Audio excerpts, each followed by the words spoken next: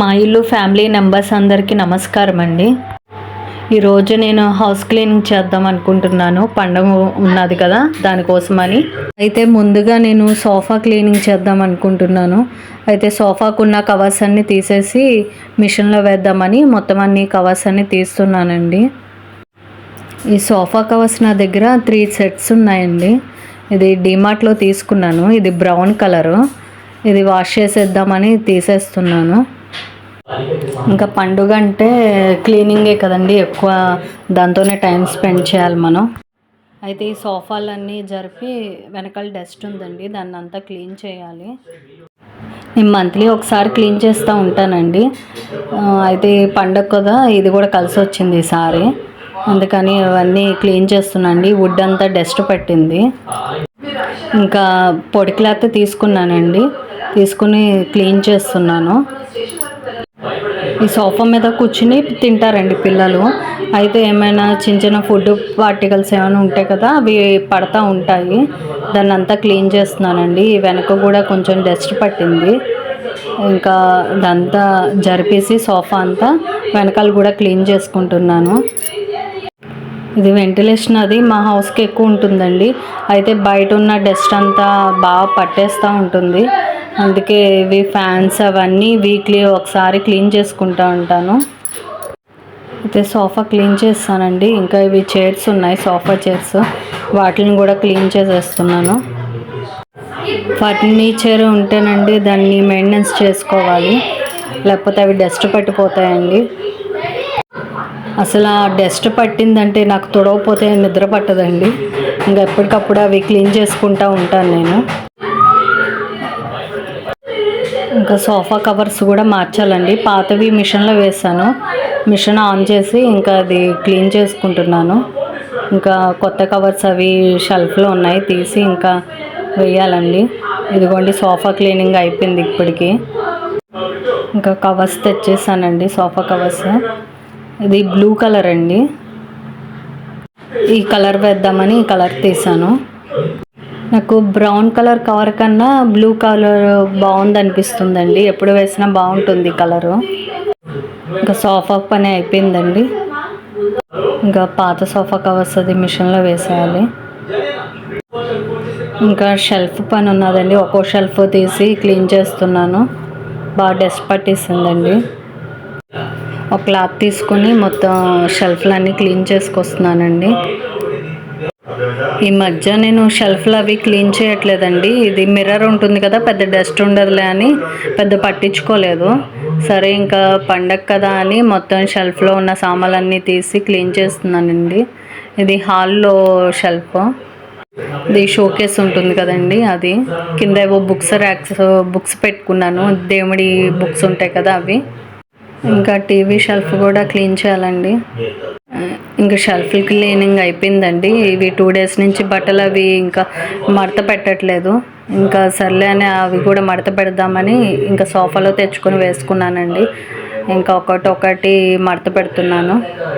ఇంకా బెడ్షీట్లు, sofa covers, curtains అన్నీ మిషన్లో వేసానండి. ఇవి ఆరేస్తున్నాను. ఒకటి ఆరేస్తుంటే మళ్ళీ ఇంకోటి తీసి మళ్ళీ ఆరేస్తున్నాను. ఆరాక 2 డేస్ నుంచి వర్కే సరిపోతుందండి.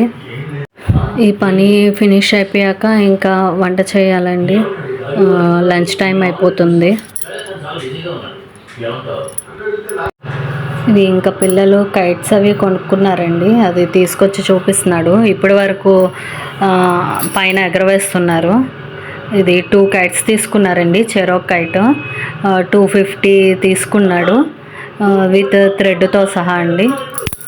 ఈ హాలిడేస్ 4 రోజులు ఈ కైట్ని ఎగరవేస్తూ ఆడుకుంటారండి.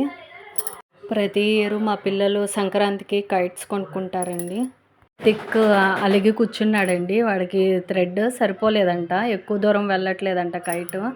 అందుకని ఇంకా థ్రెడ్ కావాలంటున్నాడు.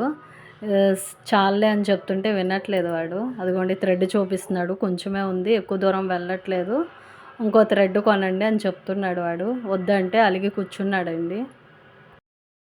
ప్రతి సంక్రాంతి పండగకి వీళ్ళు కైట్స్ తీసుకొని ఎగరవేస్తూ ఉంటారండి.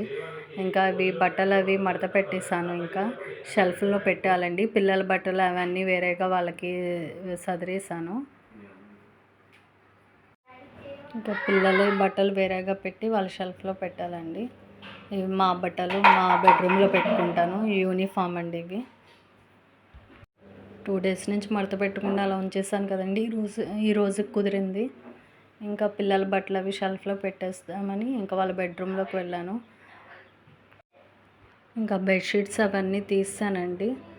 ఇవి కొత్త బెడ్షీట్ వేయాలి, అందుకే ఇంకా వేయలేదు. ఇంకా బెడ్షీట్స్ వేయాలండి. ఇంక ఇవి మా బట్టలండి. ఇవి మా బెడ్రూమ్లో తీసుకువెళ్తున్నాను, షెల్ఫ్లో పెట్టాలి. ఈయన గోంగూర తెచ్చారండి. 5 కట్టలు అనుకుంటా ఇవి తెచ్చారు. అవి ఒలిచి జాగ్రత్త చేసుకోవాలండి. 5 కట్టలు అయితే ఎక్కువైపోతుంది కదా, నేను స్టోరేజ్ చేసుకుంటానండి, ఒకేసారి యూస్ చేయను. ఈ గోంగూర, తోటకూర ఇలాంటివన్నీ చాలా ఎక్కువ పని పడుతుందండి. ఇవి కడిగేసి ఇంకా క్లాత్ వేసి క్లాత్ మీద ఆరపెడుతున్నానండి. వాటర్ పోతే స్టోరేజ్ చేసుకుంటాను నేను. ఆరిపోయాక కవర్లో పెట్టుకొని కట్టేసి ఫ్రిడ్జ్లో పెట్టుకుంటానండి. ఎప్పుడైనా కావాలంటే కొంచెం కొంచెం తీసుకుని పప్పుల్లోకి, పచ్చళ్ళలోకి, కర్రీలోకి వాటిలోకి వాడుకుంటాను. నేను మొన్న ఉసిరికాయలు తెచ్చారు కదండి, వాటిని ఊరపెడదాం అనుకుంటున్నాను. ఆవకాయ వద్దన్నారు. సర్లే ఊరపెడితే ఒక్కొక్క కాయ రోజుకి తినొచ్చు కదా అని ఊరపెడుతున్నామండి. దాంట్లో మిరపకాయలు, వాటర్ని వేడి చేసి పచ్చిమిరపకాయలు, ఎండుమిరపకాయలు, అల్లం అండి వేసి కాస్త పసుపు, ఉప్పు వేసానండి. ఆ ఉసిరికాయలకి ఘాట్లు పెట్టాలి చుట్టూరుతా. నేను తుడిచేస్తుంటే ఆయన ఘాట్లు పెడుతున్నారు.